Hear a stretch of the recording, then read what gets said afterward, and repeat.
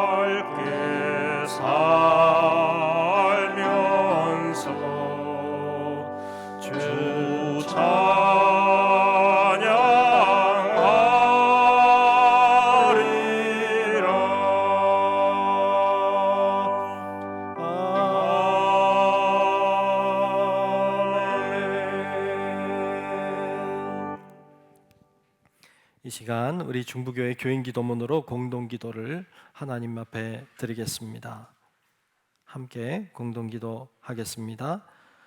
혹 내가 하늘을 닫고 비를 내리지 아니하거나 혹 메뚜기들에게 토산을 먹게 하거나 혹 전염병이 내 백성 가운데 유행하게 할 때에 내 이름으로 일컫는 내 백성이 그들의 악한 길에서 떠나 스스로 낮추고 기도하여 내 얼굴을 찾으면 내가 하늘에서 듣고 그들의 죄를 사하고 그들의 땅을 고칠지라. 생사화복을 주관하시는 하나님, 이 땅이 코로나19 바이러스로 인해 고통과 아픔 속에서 신음하고 있습니다. 주여 우리를 불쌍히 여겨 주시옵소서. 먼저 우리의 더러운 죄악을 용서해 주시옵소서. 우리가 죄악 속에 살아왔음을 고백합니다. 거룩하라고 하셨지만 거룩하지 못했고 사랑하라고 하셨지만 사랑하지 못했습니다. 불의하고 죄로 가득한 사회를 보면서도 용납하고 때론 눈 감고 살아왔음을 회개합니다. 우리를 불쌍히 여기사 용서해 주시옵소서. 코로나19 바이러스로 인해 병든 이들을 치유해 주시고 고통과 두려움과 우울함 속에 있는 주의 자녀들에게 용기를 허락해 주시옵소서. 이 바이러스와 싸우는 지도자들과 의료진에게 지혜와 용기를 주셔서 지치지 않게 하시고 잘 인도하게 하여 주시옵소서. 이 악한 바이러스의 세력이 속히 물러가게 하시고 정치, 경제, 사회, 문화 모든 분야에 있어서 이 땅이 안정되게 회복시켜 주시옵소서. 보통의 평범한 삶이 복임을 알게 하시고 주님의 은혜 속에 살아왔음을 깨닫게 하여 주시옵소서. 하나님이 세우신 교회들을 보호하시고 우리 중부교회도 지켜 주시옵소서. 모두의 건강과 안전을 지켜 주시고 교회의 모든 예배와 활동이 정상화될 수 있도록 인도해 주시옵소서. 모든 백성이 고난 중에 하나님을 향하여 기도하게 하시고 모든 것이 하나님의 능력 안에 있음을 깨닫고 주께 돌아오는 기회가 되게 하여 주시옵소서.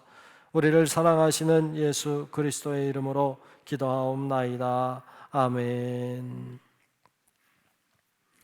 교독문 13번 말씀 교독하겠습니다. 교독문 13번 시편 23편 말씀을 교독하겠습니다. 여호와는 나의 목자시니 그가 나를 푸른 풀밭에 누이시며 내 영혼을 소생시키시고 내가 사망의 음침한 골짜기로 다닐지라도 해를 두려워하지 않을 것은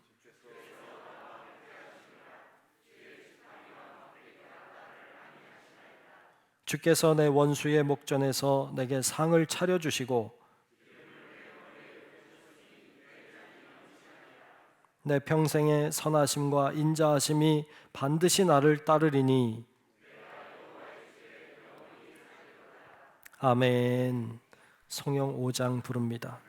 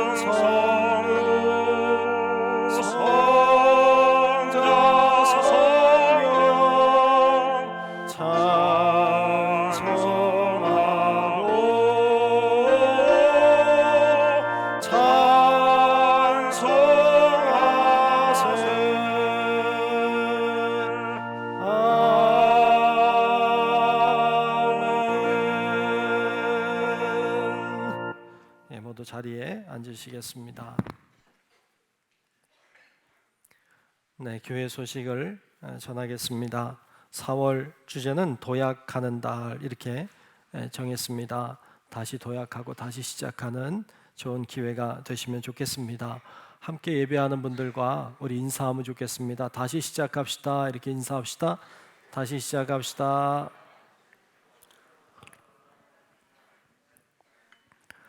네, 고맙습니다.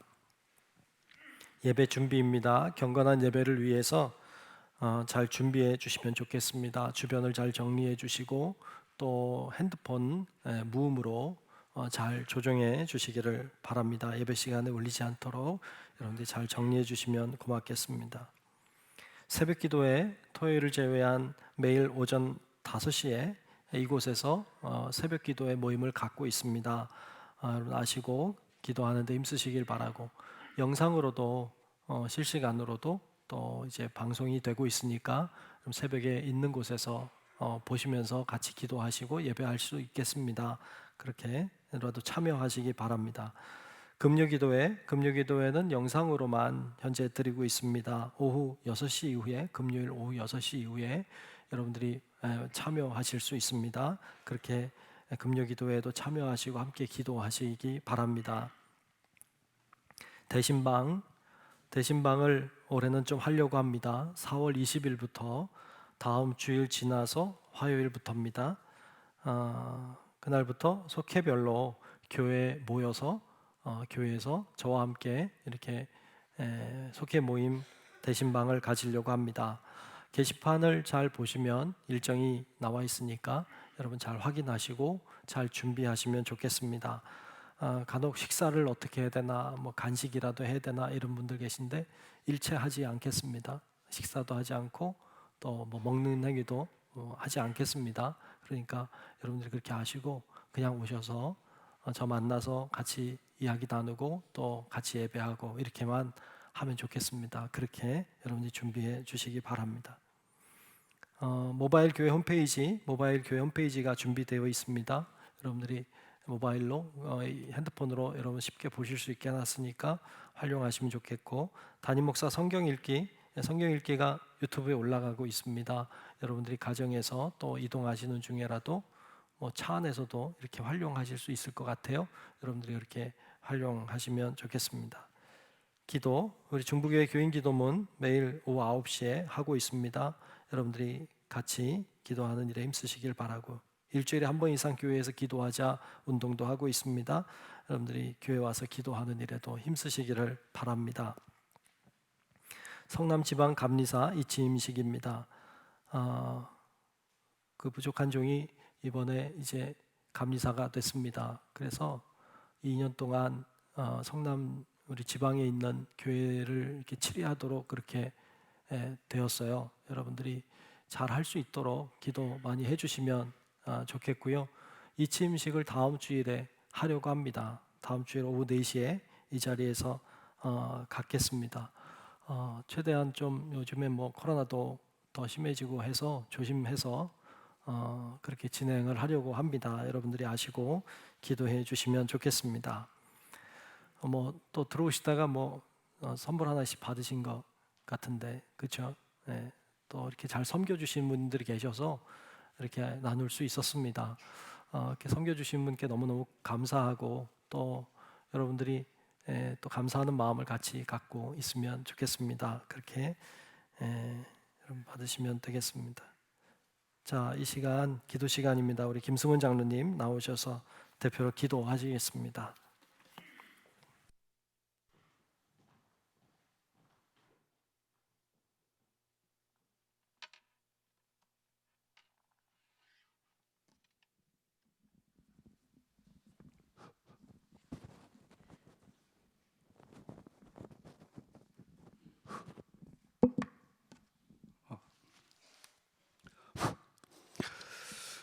하나님 아버지, 만물이 소생하는 참 좋은 계절에 또한 이 거룩한 날에 하나님께 영광과 경배 드리게 하셔서 너무나 감사합니다. 겨울에 얼어붙은 땅에서도 새 생명이 솟아나듯이 영원히 죽을 수밖에 없는 굳은 우리의 마음에도 십자가의 용서와 부활의 소망을 주셔서 또한 감사드립니다. 평소에 남을 원망하게 하기만 하고 자기의 소견대로 옳은 대로 했던 이스라엘 민족처럼 나 자신의 판단대로 말하고 하나님의 뜻보다는 내 뜻대로 행했던 것을 용서하여 주시옵소서. 누구를 원망하기 전에 주님의 몸된 교회를 위한다고 하면서 오랫동안 주님께 충성하지 못한 모든 것이 내 탓임을 고백합니다. 날마다 십자가에 죽게 할 것은 지식으로는 알면서도 결국 죽는 것은 주님이요 살아있는 것은 나의 욕심이었습니다. 빛과 소금이 되어야 하는 우리가 태워지기도 거부하고 녹아지기도 외면하다 보니 빛은 사라지고 맛도 잃어버려 모양은 선한 것 같았는데 어두운 가운데 살고 있었던 우리들을 용서하여 주옵소서. 누구보다 나의 죄를 위해 돌아가신 예수님의 십자가의 사랑을 생각해 하시고 공일에 주님을 맡기 전에 나의 고집, 나의 생각, 나의 경험, 나의 신앙도 다시 돌아보는 이 시간 되게 하셔서 원망과 미움과 불평보다는 참된 용서와 사랑으로 성령이 하나 되게 하신 것에 힘써 지켜나가는 우리 모두가 되게 하여 주옵소서. 사랑받은 자만이 사랑할 뜻이 있듯이 우리가 큰 사랑을 받은 자로 남을 용서하고 이웃을 품고 형제의 슬픔을 나누는 우리의 삶 속에 날마다 부활을 경험하는 은혜가 이 시간 세우신 교회 성도님들에게 있게 하나님 인도하여 주옵소서. 또한 말씀하시기를 내가 채우지 아니한 아름다운 물건이 가득한 집을 얻게 하시며 파지 아니한 우물을 차지하게 하시며 심지 아니한 포도원과 감람나무를 차지하게 하사 배불리 먹게 하실 때에 너는 조심하여 너를 애굽 땅 종되었던 집에서 인도하여 내신 여호와를 잊지 말고 내 하나님 여호와를 경외하며 그를 섬기라고 말씀하셨습니다. 하나님, 지금까지 지내온 이 모든 것이 다 주님의 은혜임을 고백하게 하시고 이후로 어떤 상황이 닥쳐온다 할지라도 자족함을 외워 늘 감사를 잃지 않는 자가 되게 허락하여 주시옵소서. 이 땅의 교회들이 이 어려운 때에 나그네와 고아와 과부를 돌아보는 교회가 되게 하여 주시고 이 나라와 민족을 향해 기도하게 하여 주시옵소서. 하나님 아버지, 오늘도 말씀을 전해주실 목사님 붙잡아 주시고 엠마오로 가는 낙심한 두 제자에게 부활의 주님이 동행하시며 뜨거운 새로운 마음을 주신 그 은혜가 오늘 말씀 앞에 선 모든 성도님들과 전하신 목사님 마음속에 새 힘과 소망이 일어나도록 은혜의 은혜를 더하여 주시옵소서. 전하시는 그 말씀으로 모든 성도님과 함께 지식에 넘치는 그리스도의 사랑을 알고 그 너비와 길이와 높이와 깊이가 더해지는 귀한 말씀이 되게 인도하여 주옵소서. 또 귀한 목사님 성남 지방의 감리사로 주님이 큰 일도 맡겨 주셨사오니 하나님 능력 주시고 교회의 모든 성도들이 아론과 홀처럼 모세의 팔을 들어 아말렉과의 전쟁에서 이기게 하시고 여호와 니시의 이름을 드높였던 것처럼 성남 지방의 모든 일에서 하나님의 영광을 드러내는 귀한 종이 될 수 있도록 교회의 모든 성도들이 우리의 기도를 모아 있는 힘껏 응원하게 하시고 함께하여 주시고 또 믿사하며 또 그리하실 줄로 믿고 감사드리옵나이다. 아버지여, 오늘의 예배를 위해 헌신하는 모든 성도들에게 하늘의 축복을 내려 주옵소서. 우리의 예배를 받으시는 주님을 찬양합니다. 주님, 영광 받아 주시옵소서. 우리를 사랑하셔서 죽으시고 우리에게 영원한 소망을 주시기 위해 부활하시고 또한 다시 오실 긍휼의 예수 그리스도의 이름으로 기도하옵나이다.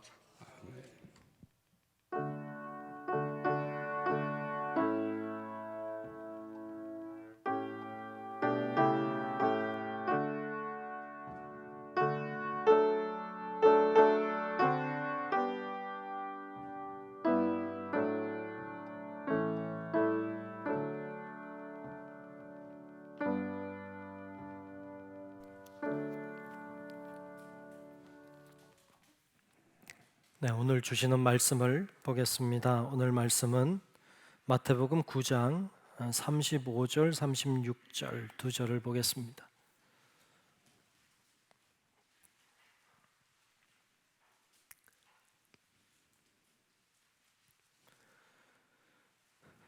마태복음 9장 35절과 36절 두 절의 말씀 봅니다.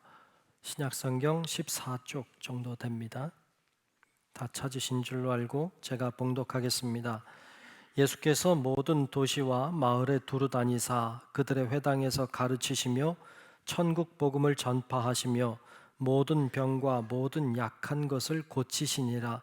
무리를 보시고 불쌍히 여기시니 이는 그들이 목자 없는 양과 같이 고생하며 기진함이라.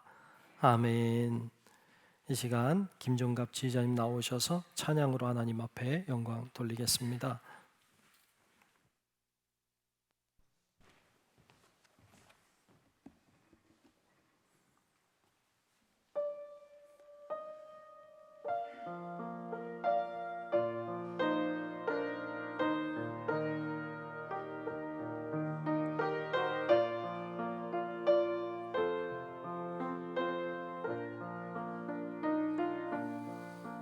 내 영혼의 그 깊은 데서 맑은 가락이 울려나네. 하늘 곡조가 언제나 흘러나와 내 영혼을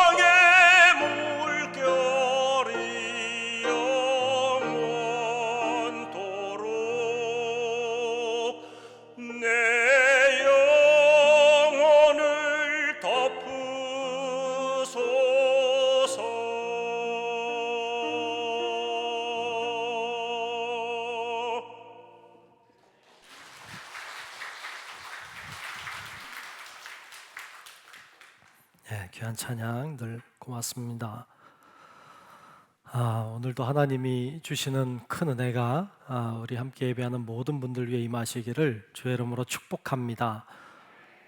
사람의 아들 예수님 6번째 시간입니다. 오늘은 예수님의 긍휼이라는 주제로 말씀을 나누겠습니다.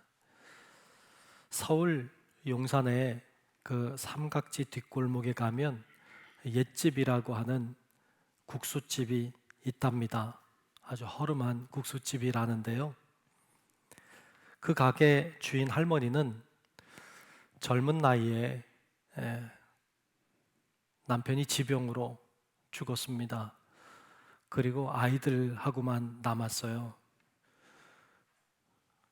남편이 일찍 떠나가고 아이들과 자기들만 남으니까 막막하더랍니다.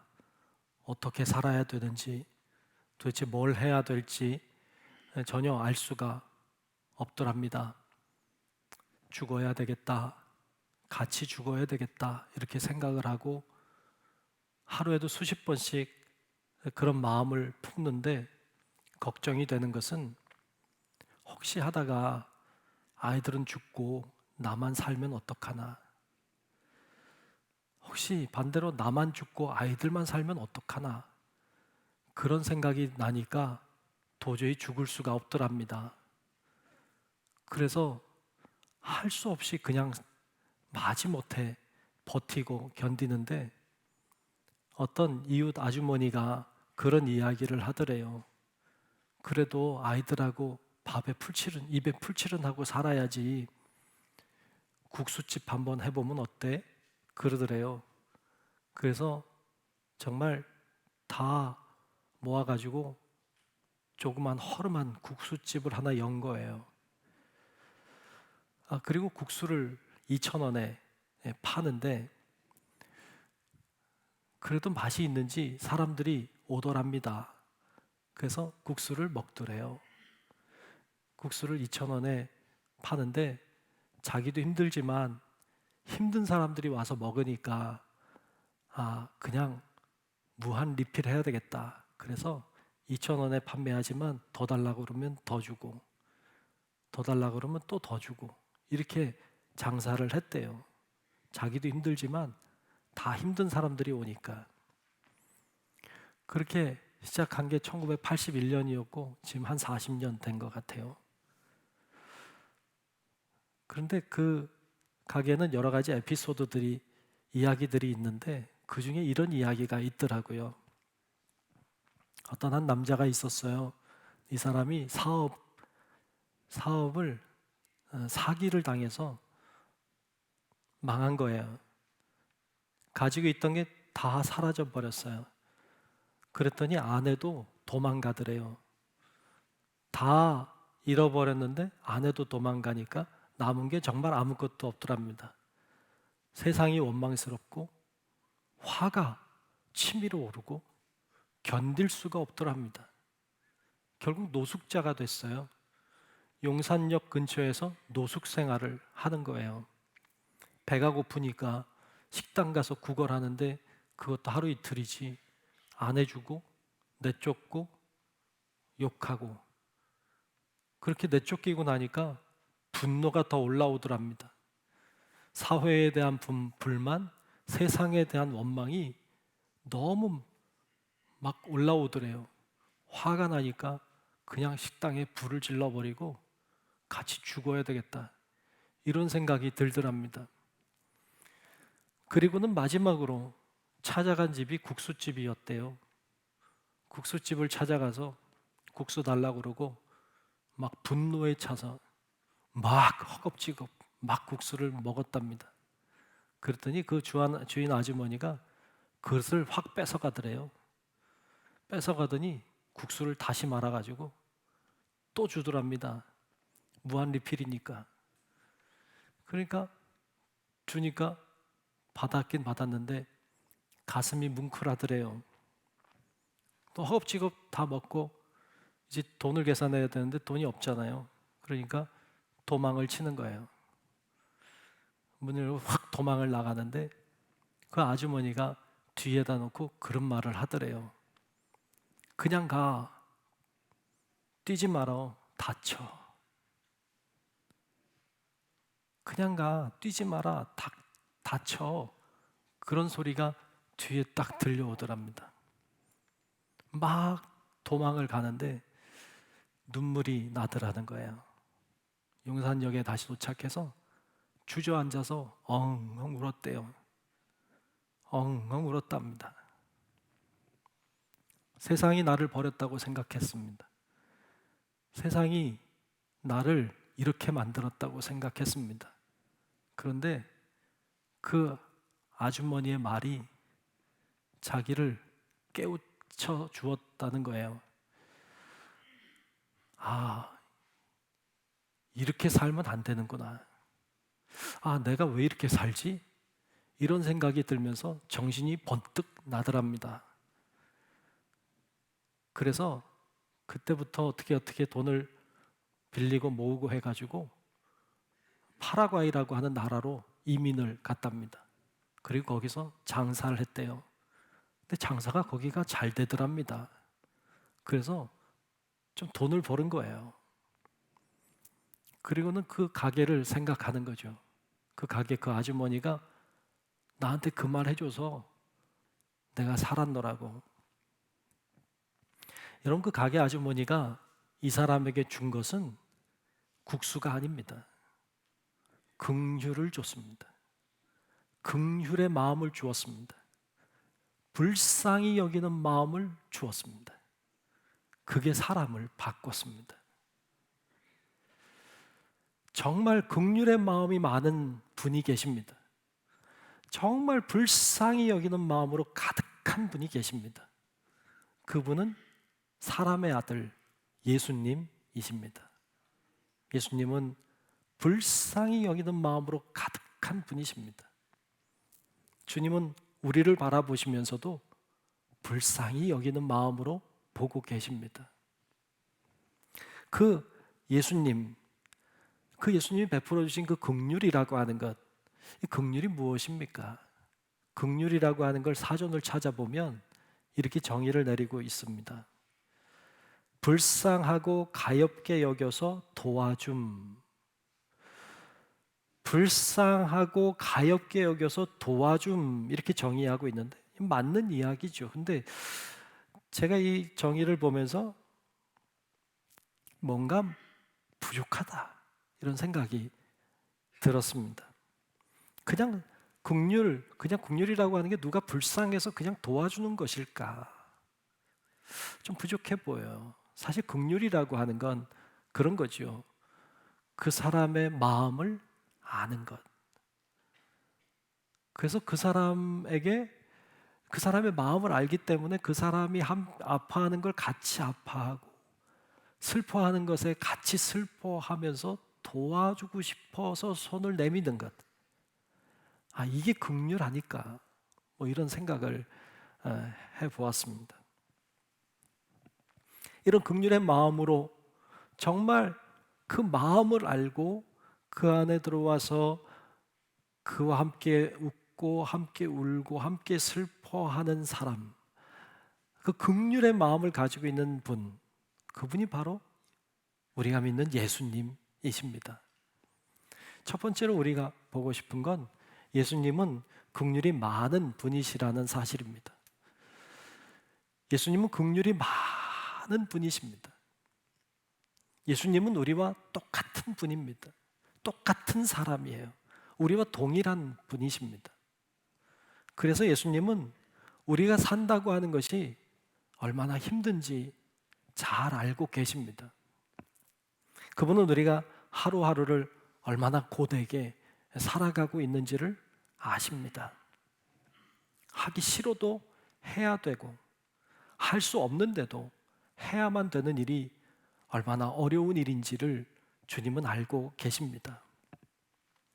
쉬고 싶어도 쉴 수가 없고 앉고 싶고 눕고 싶지만 그것도 그렇게 간단하지 않은 우리의 일상의 삶을 주님이 아십니다. 허리가 아프고 다리가 아프고 여기저기 쑤시고 고통스럽고 그 또한 주님이 아십니다. 주님도 그런 경험을 하셨습니다.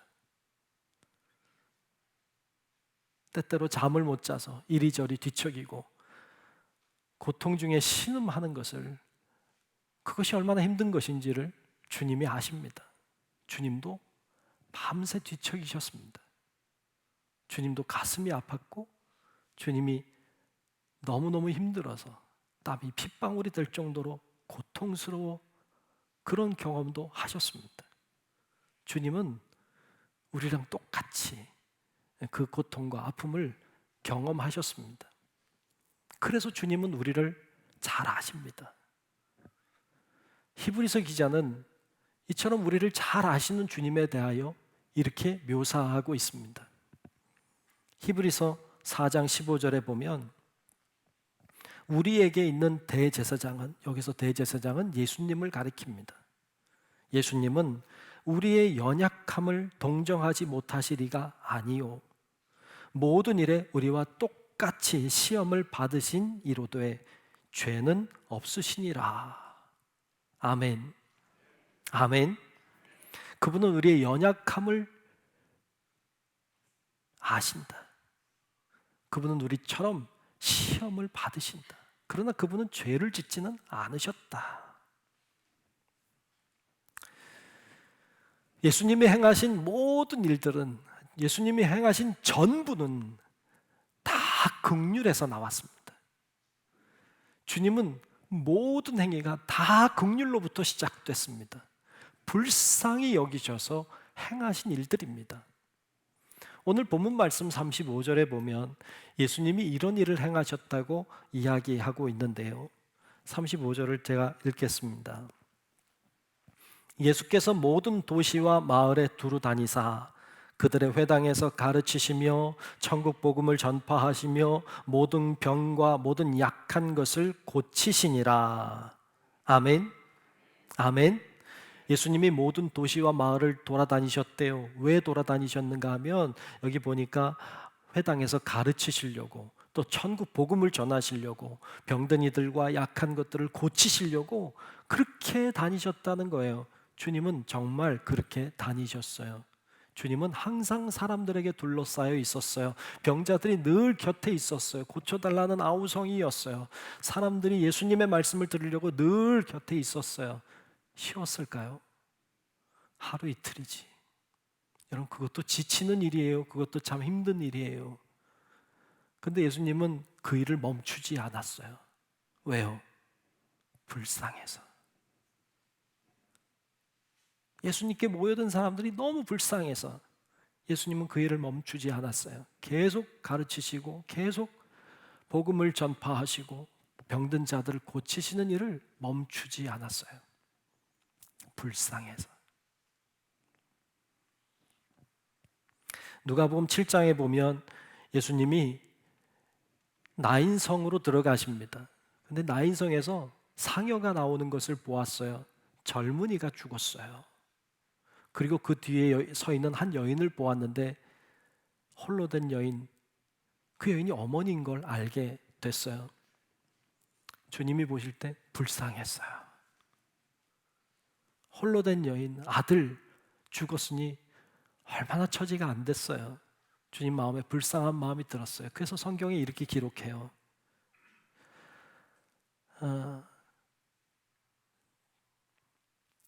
누가복음 7장 13절에 보면 이렇게 기록했어요. 주께서 과부를 보시고 불쌍히 여기사 울지 말라 하시고 그랬어요. 그 여인을 보고 불쌍히 여겼어요. 그래서 울지 말라 그래요. 그리고는 상여를 멈추게 합니다. 그리고 죽은 아들을 살려요. 그리고 어머니의 품에 안겨요.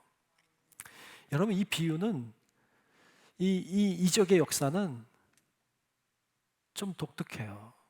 왜냐하면 여러분, 예수님이 이 기적을 행하실 때 믿음을 보고 하신 거 아니에요. 이 여인이 고쳐달라고 요청한 것도 아니에요. 근데 예수님이 그냥 살려주셨어요. 왜요? 불쌍했어요. 그냥 불쌍했어요. 그래서 그냥 이적을 행하시고 아들 살려서 어머니 품에 안겨주었어요. 예수님은 이렇게 불쌍히 여기는 마음이 가득한 분인 걸 보여주고 있습니다. 누가복음 15장에 내려가도 여러분 우리 잘 아는 집 나간 둘째 아들 이야기 나와요. 이 아들이 아버지한테 괘씸하게도 자기 거 달래는 거예요. 자기 것 달래요. 또 줬어요. 그랬더니 가지고 나가서 지 마음대로 써버리고 엉망진창으로 살다가 다 탕진하고 거지가 되어 돌아와요. 기가 막히죠. 거지가 되어 돌아온 아들, 아버지가 나가요. 그리고 그 아들 품어요. 아버지가 원망하지 않아요. 너 왜 그렇게 했니? 얘기하지 않아요. 나무라지 않아요. 그냥 품어요. 그냥 품어요. 왜요? 불쌍해서. 그냥 불쌍해서예요. 그냥 불쌍해서 품었어요. 이게 주님의 마음인 걸 보여주는 거예요. 주님의 마음이 이런 마음이라는 거예요. 불쌍히 여기는 마음. 그 주님이 오늘 우리를 보고 계세요. 어떤 눈으로 보고 계시겠어요? 불쌍히 여기는 마음. 우리를 바라보실 때 불쌍히 여기는 마음. 그 마음으로 우리를 보고 계시는 줄로 믿습니다. 우리 주님은 긍휼이 많은 분이세요.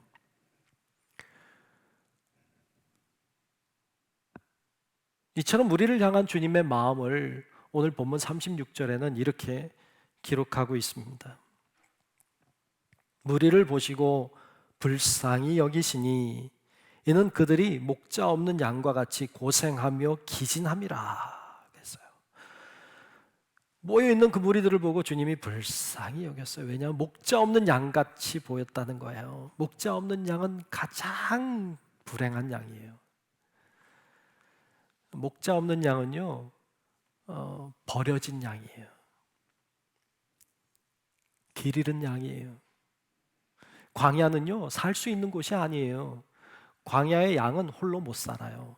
광야는 불뱀이 있고 전갈이 있는 곳이에요. 늑대와 이리가 다니는 곳이에요. 거기 양은요, 아무것도 할 수 없어요. 주인이 있을 때 양은 살 수 있어요. 근데 주인을 잃어버렸어요. 이 주인 없는 양은요, 곧 죽을 양이에요. 가장 불쌍한 양이에요.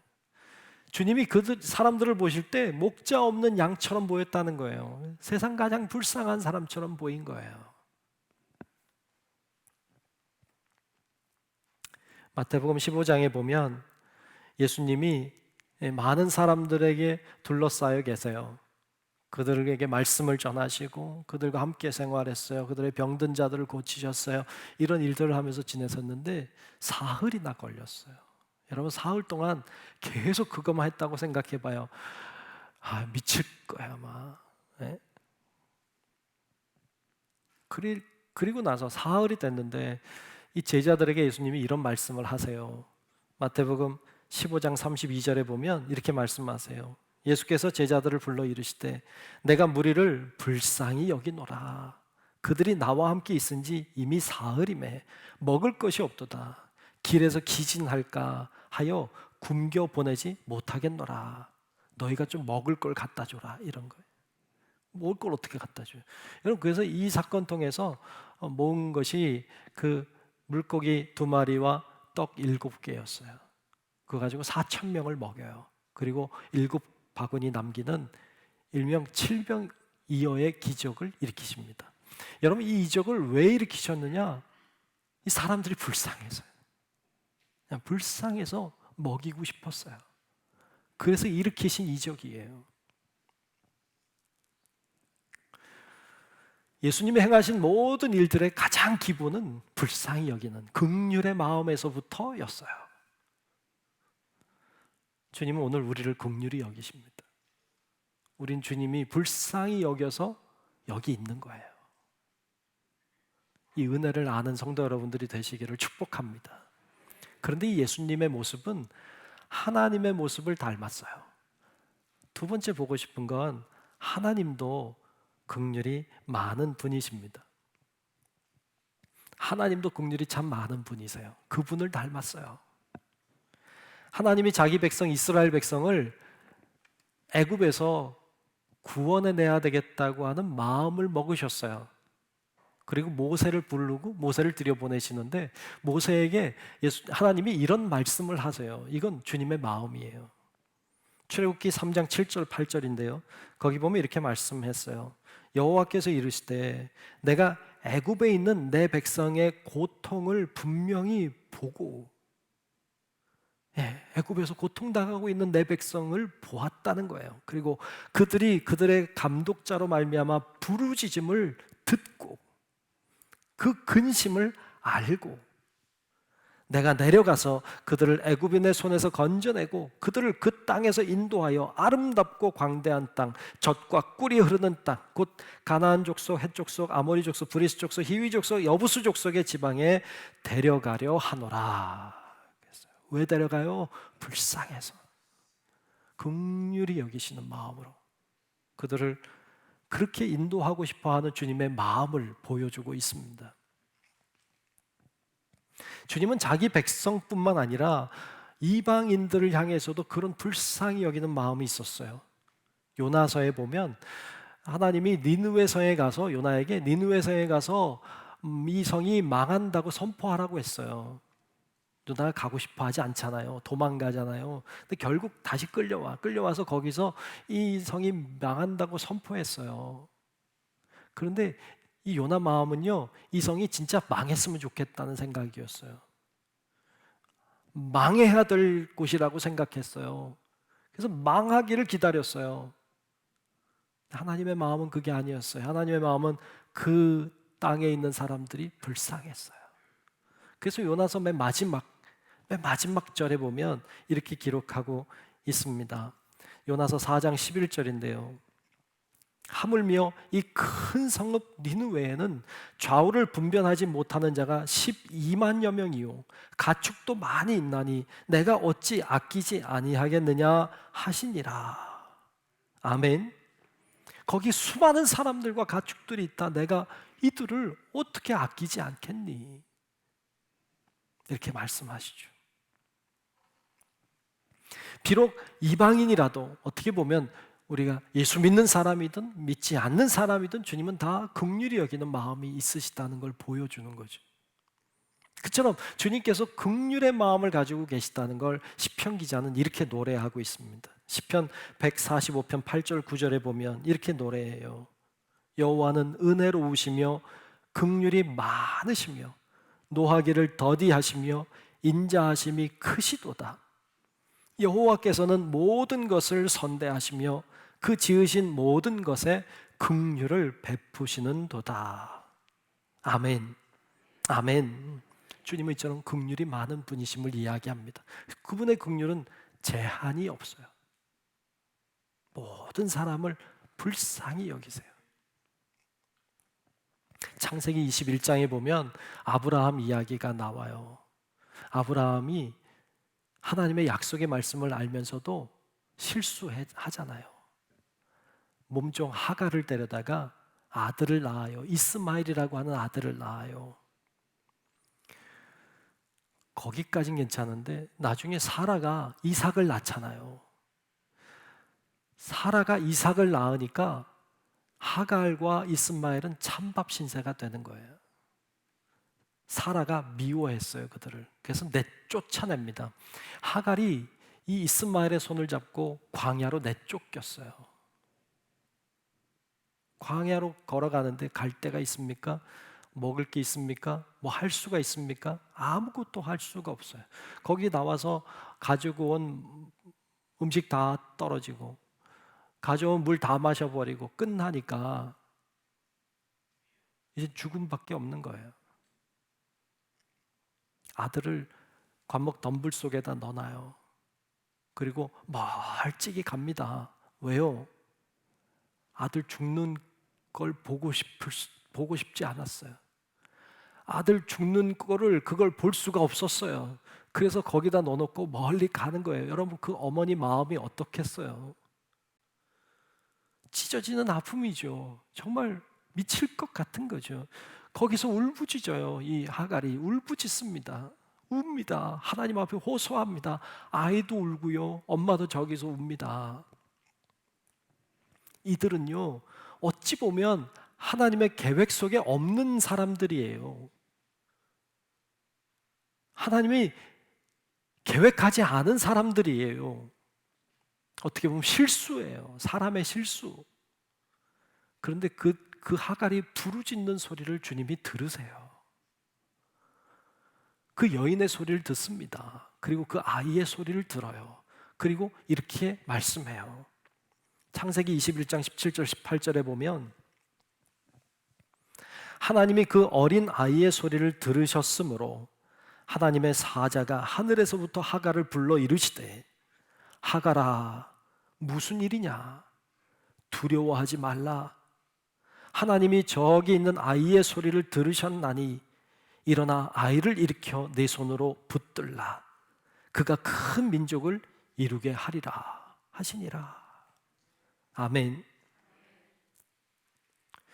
그 후에 하나님이 샘물을 주십니다. 물을 마시게 하고 광야에 살게 하세요.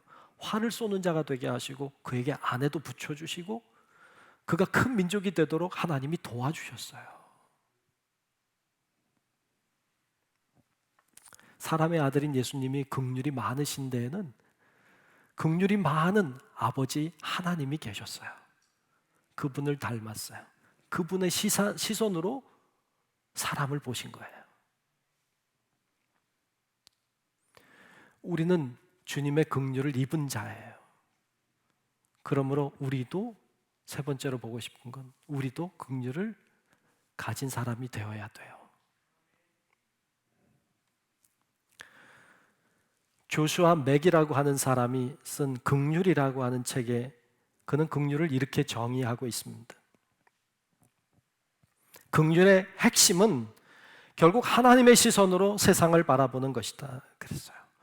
하나님의 시선으로 세상을 바라보는 것, 하나님의 시선으로 사람들을 바라보는 거예요. 그게 긍휼이라는 거예요. 정말 예수님은 하나님의 시선으로 사람들을 보았어요. 그랬더니 긍휼의 마음이, 불쌍히 여기는 마음이 그의 마음에 들었어요.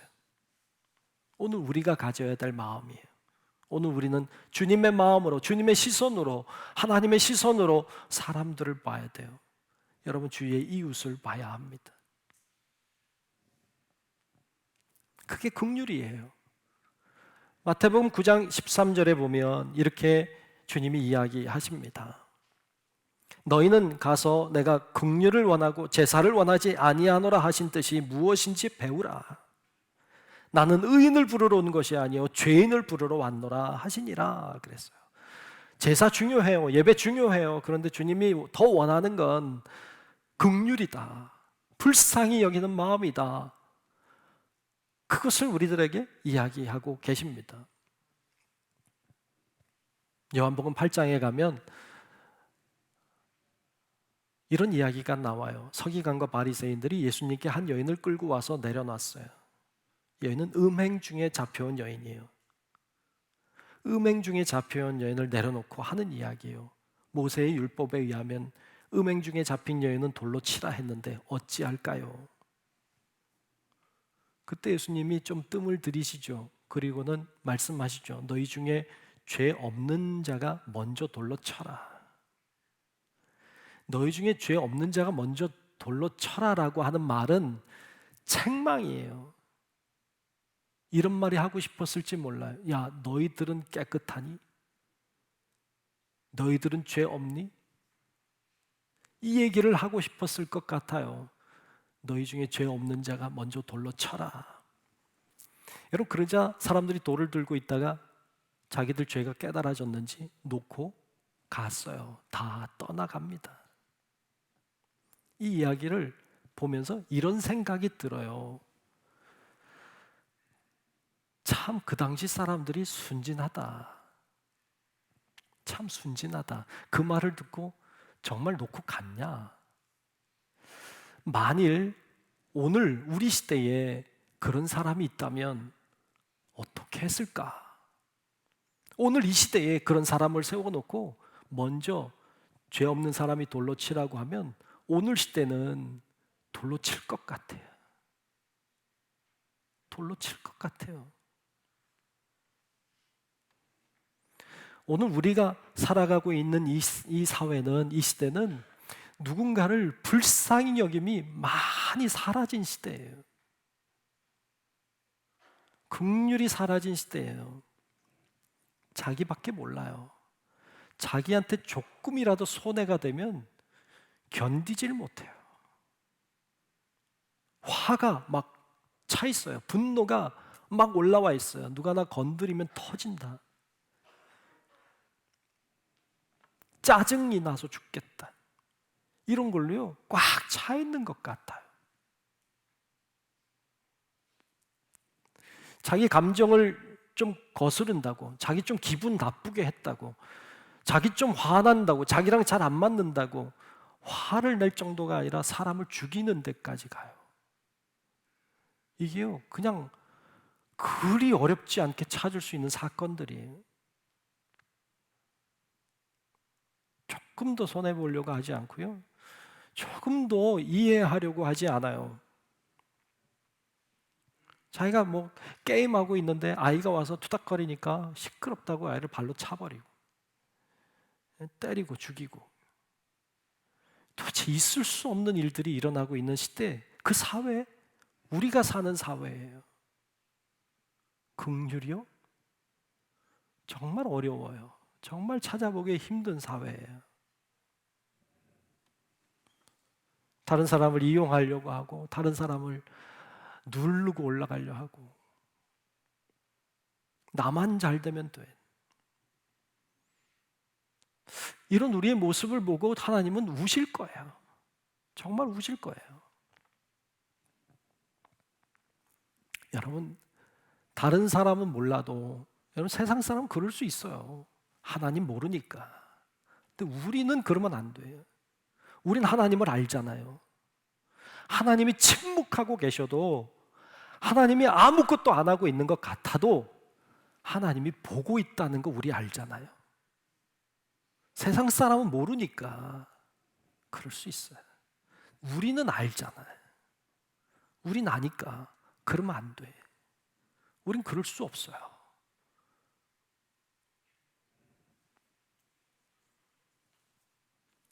예수님은 마태복음 5장의 팔복 중에 이렇게 말씀하셨어요. 마태복음 5장 7절에 보면, 긍휼히 여기는 자는 복이 있나니 그들이 긍휼히 여김을 받을 것임이요.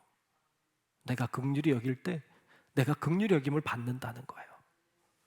이 말은 역으로 얘기하면, 거꾸로 얘기하면 이런 말도 돼요. 긍휼히 여기지 않는 자는 복이 없나니 그들이 긍휼히 여김을 받지 못할 것임이요 라는 말과 같아요. 주님이 우리를 긍휼히 여겨주시지 않는다면 여기 설 사람 아무도 없어요. 주님이 나를 불쌍히 여겨주시지 않으면 우리 주님 앞에 갈 사람 아무도 없어요. 근데 주님이 우리 불쌍히 여기셔서 우리 여기 있는 거예요. 주님 불쌍히 여기셔서 우리 주님 앞에 갈 수 있어요. 그거 하나 보고 가는 거예요. 주님이 날 불쌍히 여겨주실 것 하나 보고 가는 거지, 우리 믿음이 얼마나 대단하기에, 우리가 뭐 얼마나 대단히 잘했기에 주님 앞에 서겠습니까? 근데 긍휼히 여길 줄 몰라요. 야고보서 기자는 이렇게 이야기합니다. 야고보서 2장 13절을 보면, 긍휼을 행하지 아니하는 자에게는 긍휼 없는 심판이 있으리라.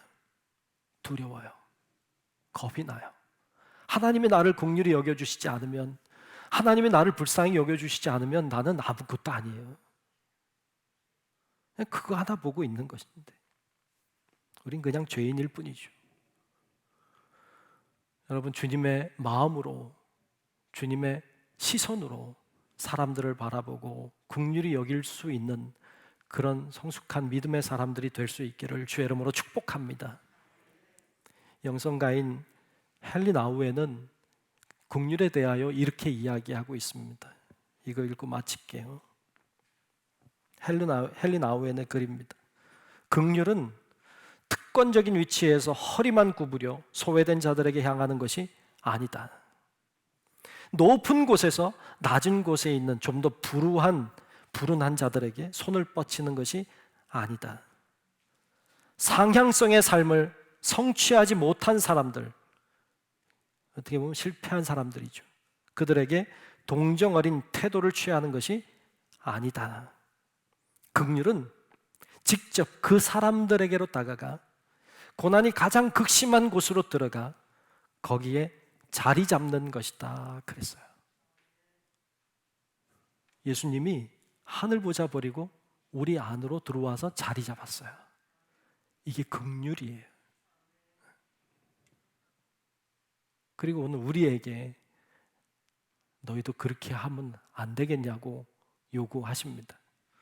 여러분, 우리 성도 여러분들이 주님의 긍휼을 배우고 깨달아서 우리도 세상을 주님의 눈으로 바라보며 긍휼함을 불쌍히 여김을 베풀며 사는 우리 성도 여러분들이 되시기를 주님의 이름으로 축원합니다. 기도하겠습니다. 은혜로우신 주님, 고맙습니다. 오늘 예수님의 긍휼에 대하여 말씀 나눴습니다.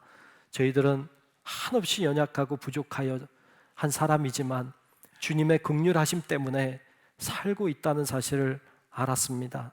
하나님, 우리도 주님의 눈으로 사람들을 바라보고 세상을 바라보게 도우셔서 정말 불쌍히 여김 가운데 역사하시는 주님의 은혜를 경험하도록 인도해 주시옵소서. 예수님 이름으로 간절히 기도하옵나이다. 아멘. 함께 찬송 부르겠습니다. 찬송가 303장 부르겠습니다.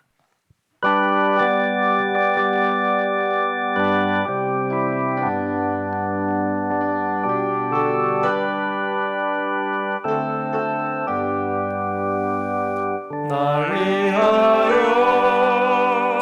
십자가에 중한 고통 받으사 대신 죽은 주 예수의 사랑하신 은혜여 보배로운 피를 흘려 영영 죽을 죄에서 구속함을 받은 우리 어찌 찬양 안 할까. 예수 안에 있는 우리 한량없이 즐겁고 주 성령의 위로함이 마음속에 차도다. 천국 음악 소리 같은 은혜로운 그 말씀 끊임없이 듣는 우리 어찌 찬양 안 할까. 이 세상의 모진 꿈과 쉬지 않고 물어도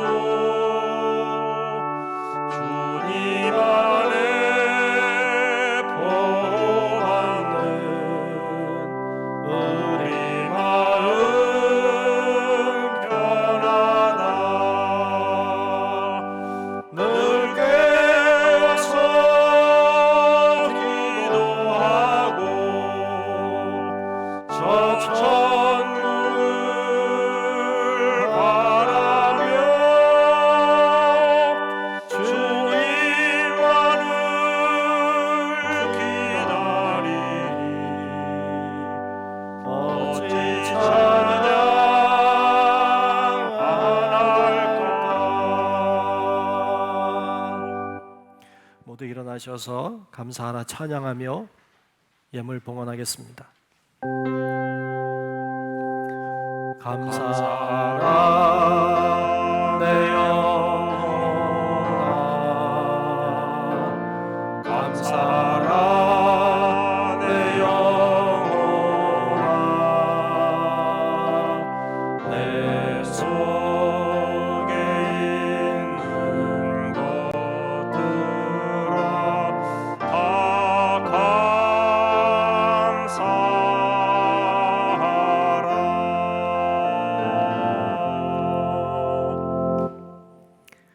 좋으신 아버지 하나님, 오늘도 하나님을 향해 예배 드리며 또 귀한 예물을 구별하여 주께 올려 드립니다.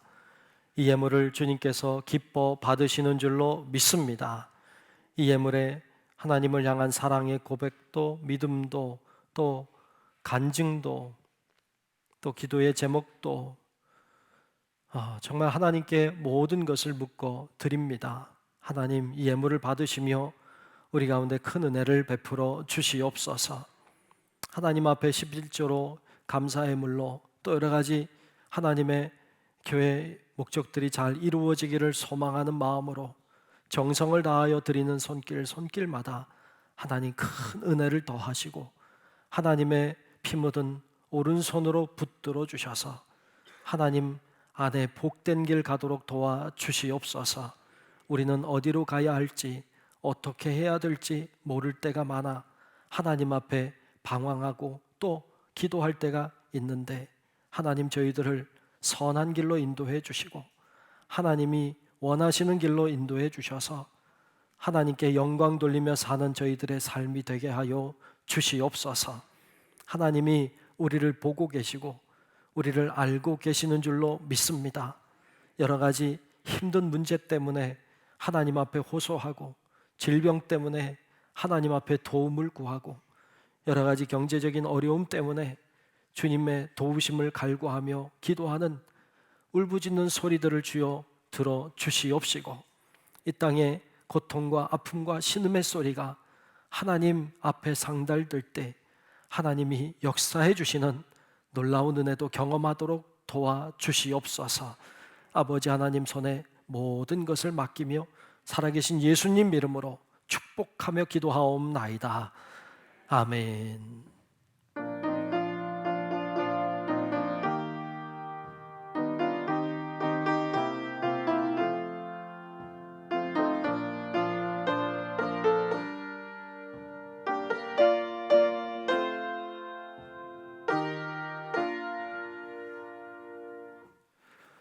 결단 찬송가 630장 부르겠습니다.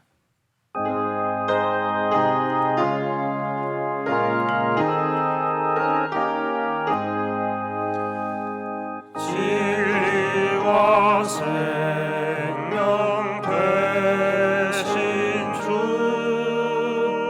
이 몸을 바치옵니다.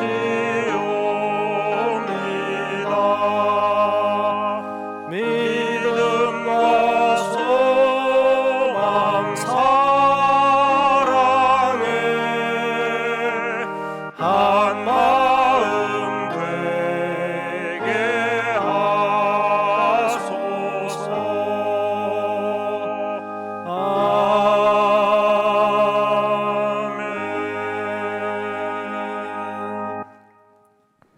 이제는 우리의 영원한 생명의 구주이신 예수 그리스도의 크신 은혜와 하나님 아버지의 만극하고 위대한 놀라운 그 사랑하심과 성령님의 감화 감동 인도 보호하시는 그 크고 놀라운 은총이 우리를 향해 베풀어 주신 그 하나님의 놀라우신 긍휼의 마음과 사랑을 기억하며 우리가 주님의 불쌍히 여김을 받았으니 우리도 많은 사람들을 주님의 시선으로 바라보며 불쌍히 여기는 삶 살기를 소망하는 우리 사랑하는 모든 성도들 머리 위에 우리의 가정과 직장과 사업체와 우리 교회와 이 나라 민족과 온 인류 위에 이제로부터 영원토록 함께 하시기를 간절히 축원하옵나이다.